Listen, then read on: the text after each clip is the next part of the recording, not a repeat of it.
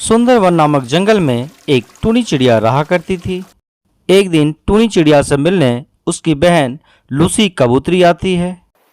दीदी, शादी के 5 साल गुजर गए लेकिन आपका कोई बच्चा नहीं हुआ। ऐसा क्यों नहीं करती कि कोई एक बच्चा गोद ले लो। बच्चों के बिना घर कितना सुना सुना लग रहा है। तू सही कह रही है लूसी। मैं भगवान से रोज यही प्रार्थना करती हूँ कि मेरा खुद का बच्चा हो जाए, लेकिन शादी के काफ़ी साल गुजर गए।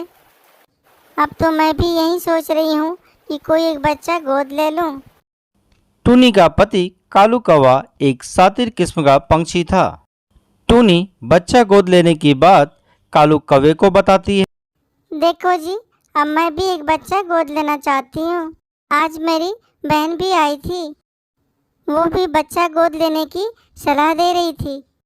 तुम उसे कहो कि वो एक बच्चा पैदा करके हमें दे दे और बदले में हमसे पैसे ले ले, क्योंकि उसे पैसों की बहुत ज़रूरत है। अरे अरे, तुम ऐसी बातें क्यों करते हो? वो बच्चा पैदा करके हमें क्यों देगी? उसके ससुराल वाले नहीं मानेंगे। क्यों नहीं मानेंगे? उससे एक बार बात करके तो देखो, और मुझे लगता है कि वो तुम्हारी बात मान जाएगी और पैसे उसके काम भी तो आ जाएंगे। मुझे नहीं लगता कि मेरी बहन इस बात के लिए मानेगी। एक माँ भला कैसे अपने जिगर के टुकड़े को किसी और को दे सकती है? तुम बेकार में चिंता कर रही हो। तुम एक बार फ़ोन करके उससे बात तो कर लो। ठीक है जी, अभी तो काफ़ी रात हो गई है, कल मैं उससे ज़रूर बात करूँगी। अगली सुबह टूनी चिड़िया अपनी बहन लूसी कबूतरी को फोन लगाती है। लूसी, मुझे तुझसे एक बात कहनी थी। तेरे जीजा जी कह रहे थे कि तू एक बच्चा पैदा करके मुझे दे दे। तुझे जो भी होगा, चिड़ा या चिड़िया, मुझे मंजूर होगा, और उसके बदले तू हमसे पैसे ले सकती है। पैसे तेरी ज़रूरत में तेरे काम आएंगे। दीदी, मैं तुम्हारे लिए कुछ भी कर सकती हूँ, लेकिन दीदी पहले मैं अपने पति से पूछ लूँगी, उसके बाद मैं तुम्हें कुछ कहूँगी। मुझे बस 1-2 दिन की मोहलत दे दो।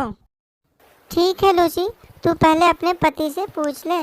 2 दिनों के बाद लूसी कबूतरी टूनी चिड़िया के घर आती है। दीदी, मेरे पति तैयार हो गए हैं। अब जल्द ही तुम्हारे घर भी बच्चे की किलकारियाँ गूंजेंगी। अब तुम खुशियाँ मनाने की तैयारी करो। कुछ दिन ऐसे ही गुजर जाते हैं। अब लूसी कबूतरी एक अंडा देती है और अपना अंडा ले जाकर टूनी चिड़िया को दे देती है।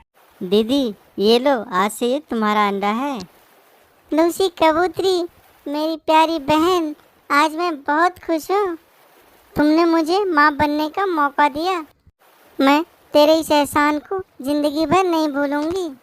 दीदी, इसमें एहसान की क्या बात है?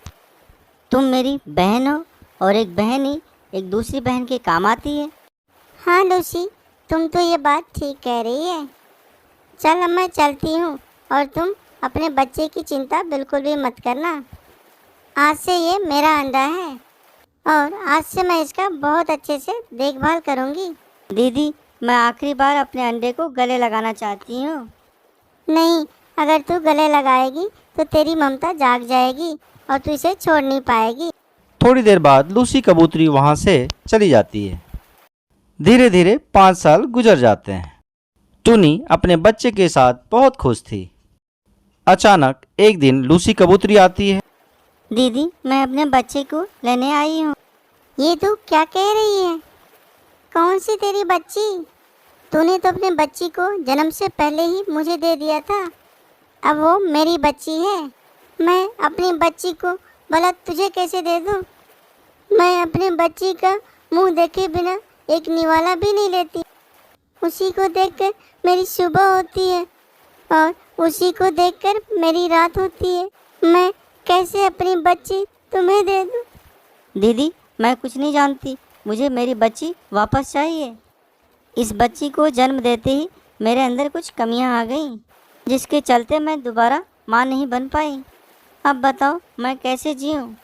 अगर तुम मेरी बच्ची वापस नहीं करोगी तो मैं कोर्ट जाऊँगी। लूसी बहन, मेरी बेटी को मुझसे अलग मत करो, मैं मर जाऊंगी। ये क्या मेरी बेटी की रट लगा रखी है। उसे मैंने पैदा किया है, वो मेरी बेटी है। ये रोने धोने का नाटक छोड़, जल्दी से मेरी बेटी को लाओ यहाँ, मैं उसे लेकर अभी जाऊंगी। तभी टुनटुनी चिड़िया वहाँ आ जाती है। माँ, तुम क्यों रो रही हो? और ये आंटी आपको क्यों डांट रही हैं? तभी लूसी कबूतरी टुनटुनी को खींचकर ले जाने लगती है। ये क्या मम्मी मम्मी बोले जा रही हो? ये तेरी असली मम्मी नहीं है, तेरी असली मम्मी मैं हूँ। नहीं, मैं तो नहीं जाऊंगी, तुम मेरी कुछ नहीं लगती। लूसी कबूतरी टुनटुनी चिड़िया को अपने साथ जबरदस्ती खींचकर ले जाती है। टुनी चिड़िया टुनटुनी की याद में अपना सर पीट पीट कर अपना जान दे देती है।